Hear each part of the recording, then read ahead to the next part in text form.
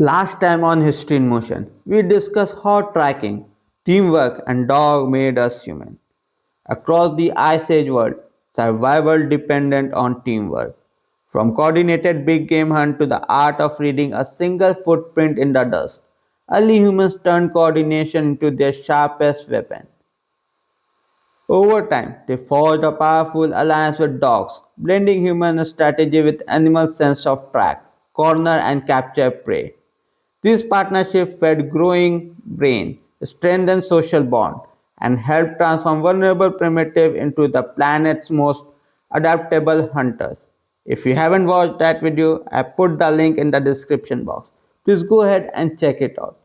And as of now, long before skyscrapers, smartphones, or even villages, our ancestors walked a world where they were not the hunter on top of the food chain. They were often the prey. Imagine stepping out of a cave at dusk, knowing a single mistake could mean being dragged away by a giant cat, torn apart by a pack of wolves, or snatched from the riverbank by a crocodile, whose very name means eater of hunter.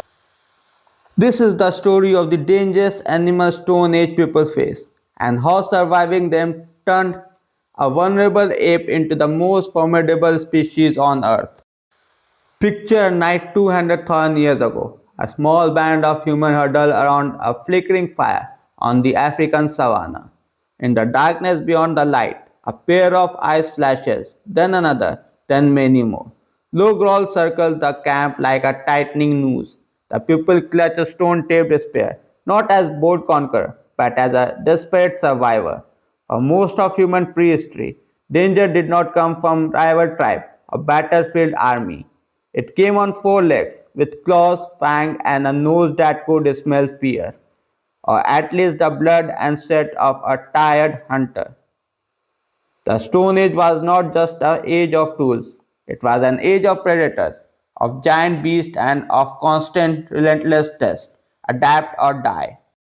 The Stone Age spanned a vast stretch of time, beginning over 3 million years ago with our tool making ancestor and ending only about 5,000 to 6,000 years ago in some regions when metal tools finally began to replace stone.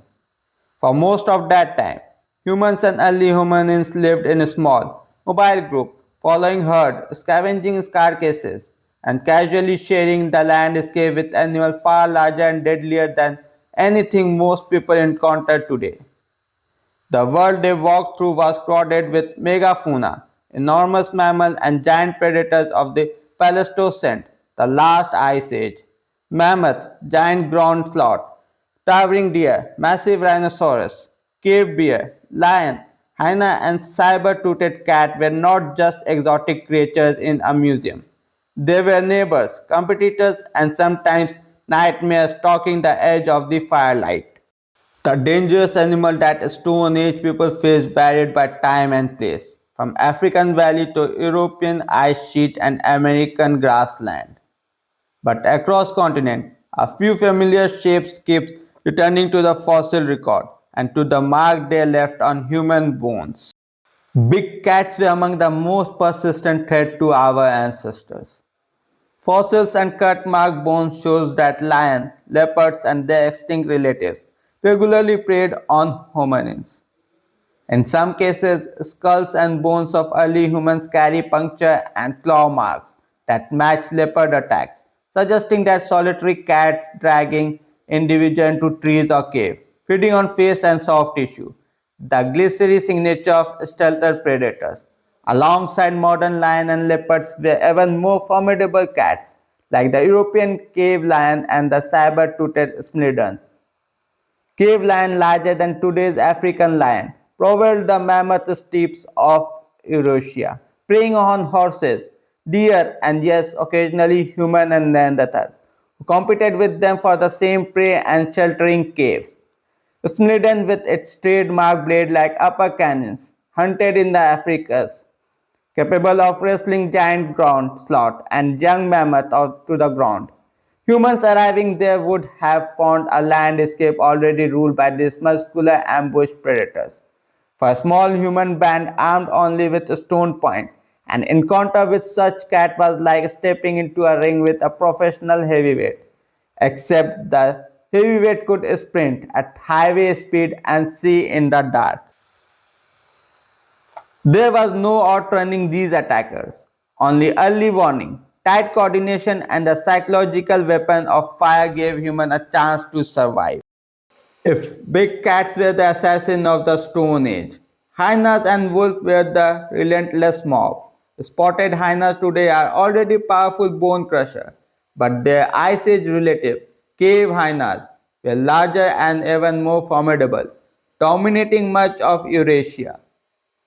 Evidence suggests that cave hyenas and Neanderthal often contested the same caves, leading to a grim nightly competition for warm, sheltered space. Direwolves, famous from fossil beds like the La Vera tar pit, were heavier, more muscular relative of modern wolves that roamed North and South America. They likely hunted in coordinated pack, targeting large herbivores like bison and ground sloth, and would not have hesitated to test a weakened or outnumbered group of humans. In an open snowy plain at dusk, a ring of dire wolves closing in would have been a terrible to a Stone Age hunter, as a tank division would be a to lone soldier. This pack predator posed a unique danger. They could exhaust and surround their victims. A single cat might be driven off with a spear and shouting, but a coordinated pack could probe for weakness, lure defenses away from the vulnerable, and return night after night to test the defense of a camp. Not all threats had fangs designed purely for meat. Cave bear, massive relative of today's brown bears, dominated many European cave systems, and humans sometimes moved into their former den or shared the same landscape. Standing taller than a man when reared up, a cave bear defending its cub or a winter den could easily maul an entire hunting party, turning a promising shelter into a trap. Then there were the seamlessly peaceful giant, mammoth, woolly rhinoceros, and giant deers.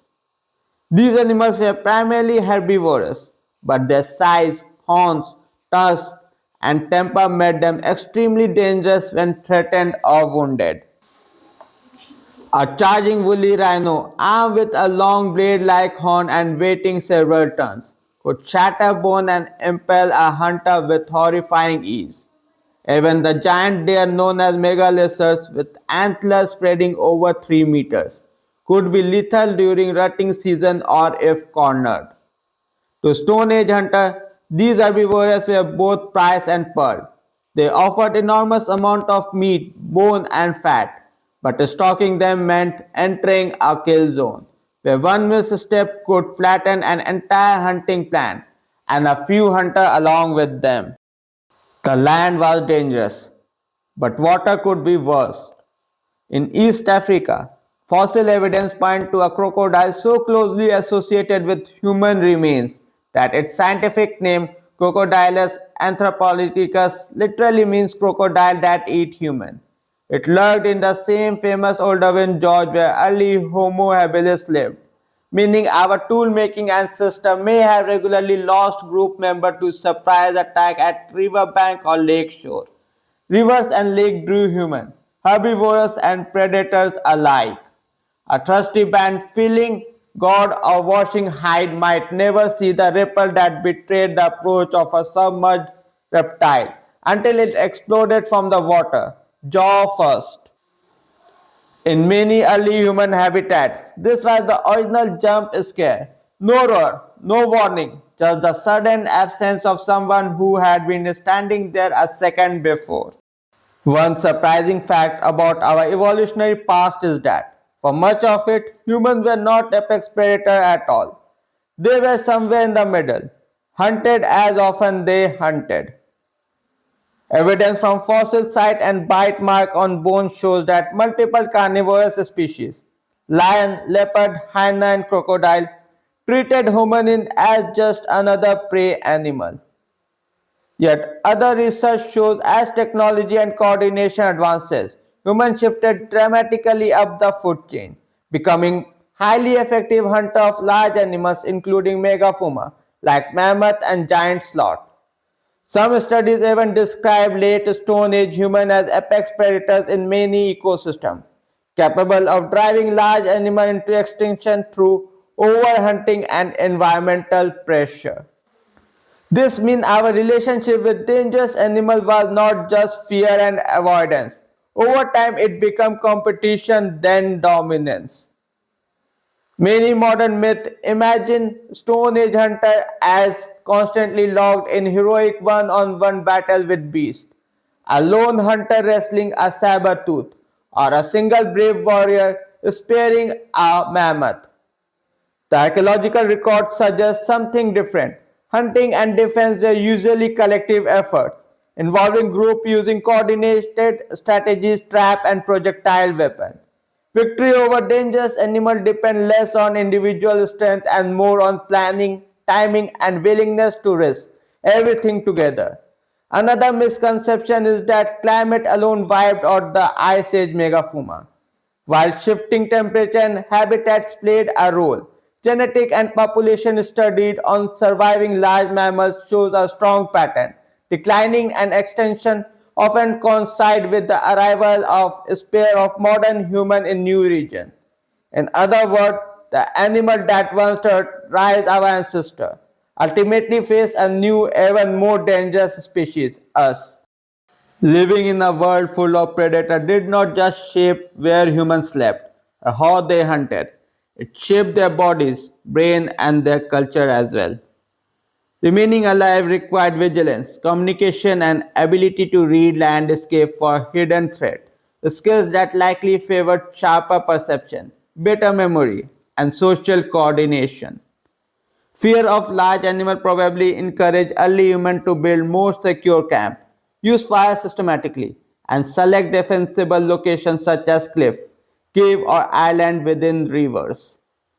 Over time, this constant pressure may have helped drive the development of more sophisticated tools, stronger spear point, thrown projectile, and eventually complex hunting weapons that allowed humans to strike from a safer distance.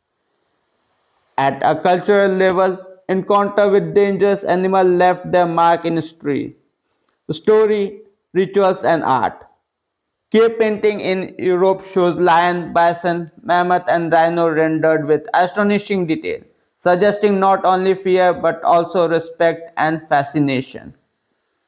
Symbolic carving and figurine of predators hint that big cats and bears were not just physical threat, but also powerful character in early mythologies, representing strength, danger, and perhaps the thin line between human and the wild. As humans grow more adept at defending against and hunting large animals, the balance of power already shifted. Population of megafauna declined sharply worldwide over the last 50,000 years, with genetic studies indicating massive loss in abundance and biomass closely associated with human expansion. The predators and giants that once kept our ancestors awake at night were pushed to the margin of the map or vanished entirely, victim of the same relentless survival drive that once made humans their prey. To walk through the Stone Age was to live in a permanent thriller, a world where danger might crouch in the tall grass, circle in the dark beyond the fire, or lurk beneath the surface of a quiet river. Big cats, hyena, wolf, bear, mammoth, rhinos, and crocodile all played their part in testing human ingenuity, courage, and cooperation. And in doing so, they helped forge many of the traits that defined our species today. The story of the dangerous animal Stone Age people face is not just a tale of terror. It is a story of transformation, of how a vulnerable primitive learned to outthink the monster that hunted its world, and eventually become the most transformative predator the planet had ever seen. In the next episode, we will discuss megafauna of the Stone Age, giant of the past and extinction of the megafauna, and what really happened. Till then, thank you for watching. And if you like this video, don't forget to like, share and subscribe. And join me next time as we continue our journey from stone to silicon.